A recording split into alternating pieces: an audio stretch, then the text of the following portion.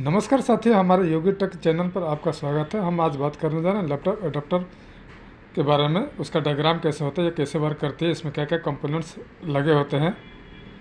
Start करते हैं। हम सबसे पहले एसी इनपुट पावर सप्लाई देते हैं 230 वोल्ट। उसके बाद में हम एक फ्यूज लगाते हैं जो 3 एम्पियर की फ्यूज होती है, और इसके साथ में हम एक एमओबी यूज करते हैं जो मेटल ऑक्साइड वेरिस्टर होती है। ये शॉर्ट सर्किट का काम करती है। जब भी हमारे कोई कंपोनेंट्स या एक्स्ट्रा वोल्टेज आते हैं, ये हमारे डैमेज हो जाते हैं, और हमारे जो सर्किट हैं ये रेक्टिफायर के बाद वाली वो हमारे बच जाते हैं। और एमओबी के बाद में हम रेक्टिफायर यूज करते हैं। रेक्टिफायर का काम होता है एसी से एसी को डीसी में कन्वर्ट करना। एसी को डीसी में कन्वर्ट कर देता है ये। और ये हमारा जो डीसी का जो वोल्टेज होती है ये 310 वोल्ट के आसपास होती है। थोड़ा बहुत ऊपर नीचे भी कम बेसी भी हो सकता है। हम इसके साथ में हम एक कैपेसिटर यूज करते हैं जो 400 वोल्ट और 100 माइक्रोफैराड की। ये प्योर डीसी नहीं होता है। प्योर डीसी नहीं होने की वजह से हम कैपेसिटर यूज कर देते हैं ताकि ये प्योरली डीसी हो जाए। हम इसके साथ में एक आईसी यूज करते हैं जिस आईसी का नाम है L2269DI, जो हमारा है ये कनेक्टेड है। ये जो हमारा VCC है इसका 3 नंबर पिन से हम VCC देते हैं। ये जो हमारा 510 ओम की एक रजिस्टर है, दो 510 ओम की रजिस्टर है, यानी करीब करीब 1 मेगा ओम की रजिस्टर डायरेक्टली हम यूज कर सकते हैं। तो ये पिन नंबर 3 पे। और पिन नंबर जो हमारा 4 है, ये हमारा इसको 22 किलो ओम की रजिस्टर के साथ में हम रेक्टिफायर के निगेटिव के साथ हम इन्हें यूज किया है। और पिन नंबर 1 भी हम उसी के साथ ही कनेक्ट करते हैं। और पिन नंबर 1 के साथ में हम एक मॉसफेट यूज करते हैं। मॉसफेट के साथ में हम एक 10 किलो ओम के एक रजिस्टर हमने यूज किया है। ठीक है। इसके अलावा हम देखते हैं कि अब इसका मेन कॉन्फ़िगरेशन कैसे चलता है। ये हमारा यहाँ पर हम जो देख रहे हैं 150 किलो ओम की रेजिस्टेंस और 220 किलो ओम की, इसके साथ में एक डायोड लगा हुआ है। डायोड के साथ में एक कैपेसिटर लगी हुई है। ये इसको हम अस्नेवर सर्किट बोलते हैं। और अस्नेवर सर्किट के बगल में जस्ट है एक ट्रांसफार्मर लगा हुआ है जो हाई वोल्टेज की ट्रांसफार्मर फ्रीक्वेंसी की ट्रांसफार्मर होती है। इसका प्राइमरी कॉइल और सेकेंडरी कॉइल, प्राइमरी कॉइल में ये प्राइमरी कॉइल से होते हुए ये आपस में कनेक्टेड नहीं होते ट्रांसफार्मर।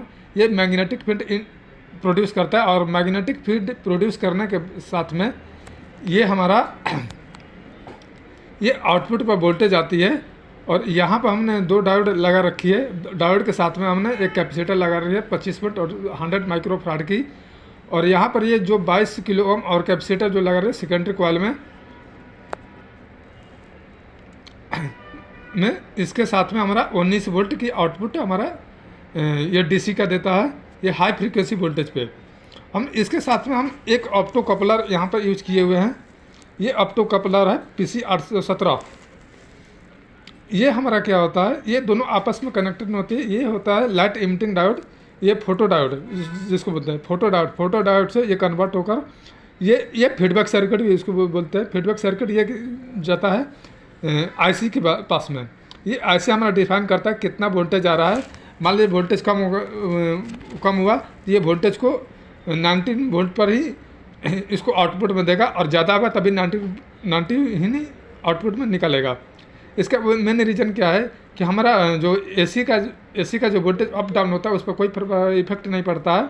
ये हमारा कंटिन्यूसली सेम वोल्टेज निकालेगा, इसलिए हम ये इस आईसी का यूज करते हैं। और भी फीडबैक की मदद के, फीडबैक के लिए क्या है PC817।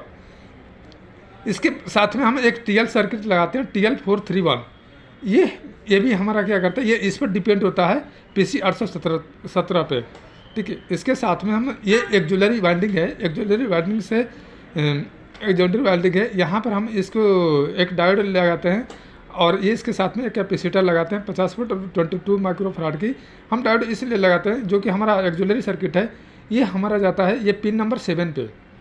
पिन नंबर 7 का जो आईसी का जो पिन नंबर 7 है, ये हमें ये बताता है जहाँ भी ये हाई वोल्टेज होगा तो ये इसको क्या कर देगा, ये बाईपास कर देगा। बाईपास करने के साथ में हमारे जो आईसी है वो हमारा सेव रहेगी, हम इसके लिए यूज करते हैं। इसके साथ में हम कुछ और चीज़ें हम बता देते हैं। इसमें क्या है, GND मतलब ग्राउंड होती है। हम इस IC की बात कर रहे हैं, जो IC लगी है L2269DI, 1 नंबर ग्राउंड है, सेकंड नंबर FB है फीडबैक, और तीसरा नंबर है V इनपुट यानी वोल्टेज का इनपुट है, फोर्थ नंबर है RF radio frequency, fifth number है RT, 6 नंबर है सेंसिंग का काम करता है, ये बताता है, और 7 है VDD, 8 नंबर है गेट। ठीक है, तो हम इस तरह से यूज करते हैं। और IC का मैंने बता दिया, L2269DI मॉसफेट है 7N65। इसमें एक और चीज़ हम बात करना चाह रहे हैं, जब PC 817 ख़राब होता है तो ये वोल्टेज पर जो डाउन वोल्टेज जो हमारा जो होता है अप और डाउन होने लगता है। ये मल्टीमीटर से चेक करेंगे तो हमें पता चल जाएगा वोल्टेज अप डाउन अगर होने लग रहा है तो समझ आएंगे PC 817 हमारा ख़राब हो गया है। और ये 26 किलो ओम रजिस्टर ओपन होने पर क्या होता है, ये वोल्टेज बढ़ जाती है। यहाँ पर जो 26 किलो ओम की रजिस्टर है, ये अगर ख़राब होता है या इसको ओपन करके भी हम मल्टीमीटर से चेक करेंगे तो यहाँ पर वोल्टेज हमारा बढ़ जाएगा। ठीक है, तो हम इसी तरह से ये डायग्राम देखते हैं। और